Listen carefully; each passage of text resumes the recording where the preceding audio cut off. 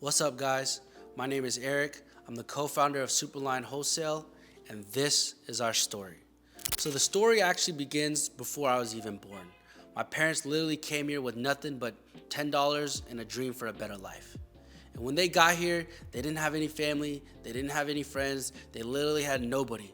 So they worked all these sorts of odd jobs, saved up a lot of money, and eventually got to a point where they had a little store and a flea market. And they were selling hip hop fashion. They came up out the era of the then franchise boys Tall Tees, Rockaware, Fubu, and from there they kept working and working and working and saving up money to where they got into the wholesale game. And then I was born. And when I was born, I didn't have your typical American childhood. My parents were always so busy working that they literally never came to any of my basketball games. They never picked me up from school. They never gave me the regular, typical American support system that you would think or see on TV. They would drop me off at school. I would go to school, and then I would get picked up by a daycare, and I would stay till the daycare until my parents got off of work at 8 p.m. And that sort of growing up that way gave me a feeling of feeling like a black sheep. I felt like they didn't love me. I felt like I had to do so much to get their approval.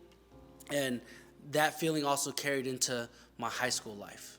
When I went to high school, a lot of my peers were getting 4.0s. They were getting perfect scores on the SAT. They ended up going to Yale, Harvard, Ivy League schools. They ended up getting scholarships. But my experience was the exact opposite. I almost flunked out senior year. I was always skipping class. I was always coming in late. I was smoking a lot of weed. And I even had to cheat on my SATs to eventually get into a college. And after high school, I was going to college, but I really found more joy in working. So I started off as a busser, then I worked my way up to a waiter, a bartender, and eventually found myself working at a bank as a salesperson. And I realized that making money, the art of business, was something that I really liked. And during this time, I was still smoking weed, and I also realized that you can make a lot of money doing something you love. I was buying ounces, breaking them down, and I was smoking for free, and then that turned into buying QPs, breaking them down, making a little extra bucks. Then that turned into buying pounds, making a little extra bucks, and then that eventually turned into buying a lot of pounds and wholesaling pounds. So I quit all my jobs, I quit going to school, and I focused on selling weed full time. And a lot of the stuff that I learned today, how to find customers, how to source products, the logistics of business, how to grow a team, how to grow distribution, I learned a lot of that from selling weed. But what do they tell you? All drug dealers end up in one of two places. You either end up dead or in jail. And at 22, I ended up in jail. Could you imagine my parents coming from Korea where weed is very looked down upon and it's not good and it's like heroin, to find out that their son was selling weed this entire time and went to jail for it? Meanwhile, my friends and my peers had now graduated college. They're now getting consultant jobs. They're getting full-time offers. They're making 80 plus salaries a year. And now I'm back in jail with nothing. My dad had to find out that I was in jail through Google. My mom was like bedridden for 2 months. She was so depressed. She lost 20 pounds. She didn't even come out to work. And it got really, really ugly for me. So I got locked up, and the judge gave me 1 year on house arrest. And I was so depressed. I gained like 30 pounds. I was so lost. Remind you that a lot of my peers had graduated college at this point. They were making $80,000, $100,000 a year. They had their lives, like their whole future ahead of them. And at 22, I felt like I had nothing. I was back to zero. I was broke. I had a felony. I wasn't a college graduate. I couldn't find a job anywhere. I was literally so lost that my dad was like, why don't you come work for me in the warehouse? So he was paying me $10 an hour, and I would go to the warehouse. I would do warehouse work. I would move boxes, chop boxes, and literally just like hated my life. But then that's when I decided I wasn't going to give up. I wasn't going to quit, and I was going to figure out how I could transform my dad's business. So during that time, while I was on house arrest, I had to be home by 6 p.m. I didn't have nothing but time. So I went on YouTube.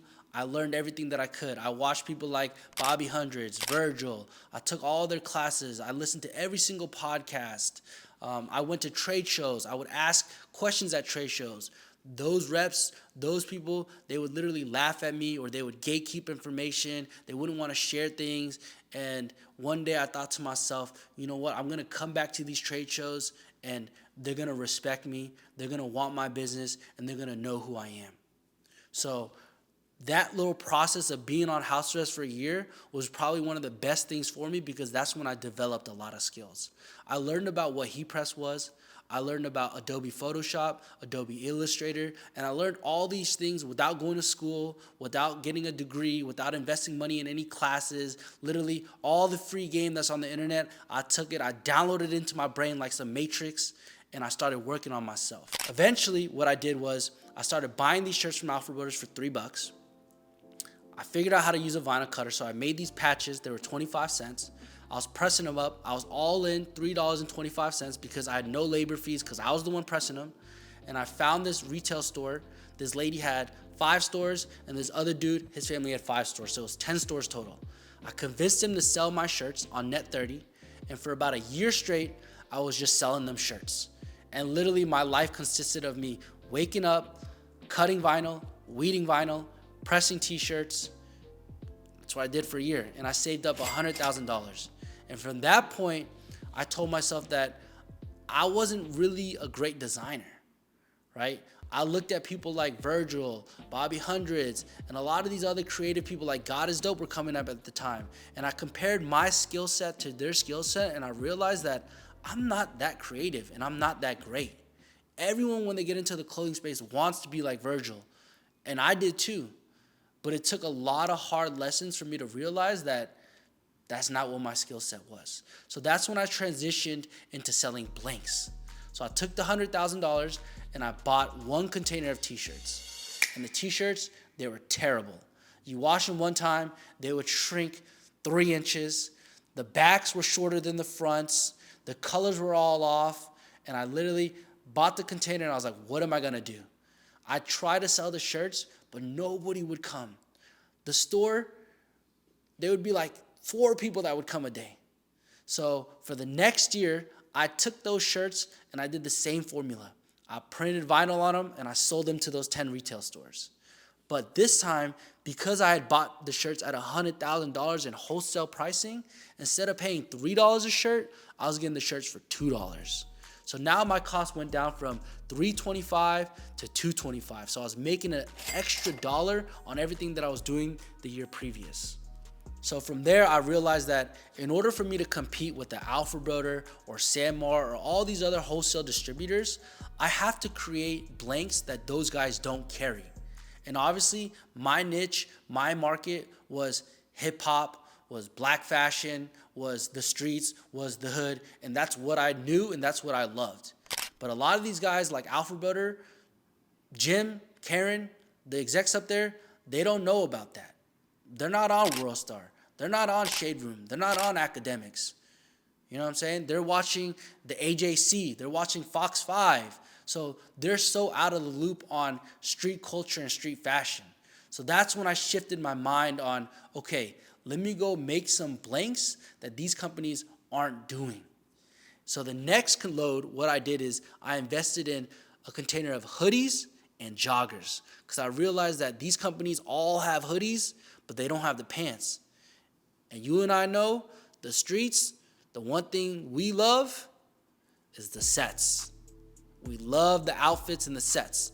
So when I started doing that, I started finding a lot more traction, because people started coming to me saying, oh, you know what? I can't find these sweatsuits anywhere else. And that's when I also learned how to market on social media. Literally, you guys see the page today at 190,000 followers. Some of the videos got like 1.4 million views. But mind you that 4 years ago, it was literally an Asian dude in a shitty warehouse off of Oak Cliff with the iPhone with 0 followers. And I learned how to market. I learned how to create content. And the best way I did it is I just made a video every single day. I made a meme every single day. And if you scroll back to the Superline page, them videos, them memes, they were so cringe. But I stayed disciplined in what I was doing. And over time, it grew and grew and grew. So I took the hoodies. I made money from that. I doubled down, I did tech fleece. Then I took the money from there, I doubled down, I did French terry shorts. Then I took the money from that, I doubled down, I did mesh shorts. So I kept going day in and day in, being consistent, and then I was doubling down, betting on myself, and figuring it out. And that's how I got to this point today. Superline Wholesale is not just a blank wholesale company. We're not just a meme page. We're not just an Instagram page. We're not a TikTok page. We're not a YouTube page. The premise of who we are is that we were black sheep that society counted out on. They said that we were convicted felons. We lacked moral, ethical judgment. We're too street. We're thugs. We don't belong. We're not capable of running multi-million-dollar businesses. The premise of who we are is that we defy all of those things and that we actually are multi-million-dollar businesses. We actually are capable of running those businesses. We are smart enough. We are good enough. We do bring value to the world. We are creating a community to where we're bringing value, right? And I don't want you to watch this video to end up buying an ebook from me, a course from me, or any sort of things. You don't even have to buy any of our products. You don't even have to sell clothes. My whole point of this video is that if you're down and out, you're bad, you're like me, you was on house arrest, you don't have nothing going for you, double down, bet on yourself, and you'll figure a way out. Our vision, our goal is to show you how to get to where you can have your dreams and your visions come true. Whether that be us equipping you with wholesale blanks, us teaching you the game, or even us just giving you the motivation to get up every day and be disciplined to go out and chase your dreams.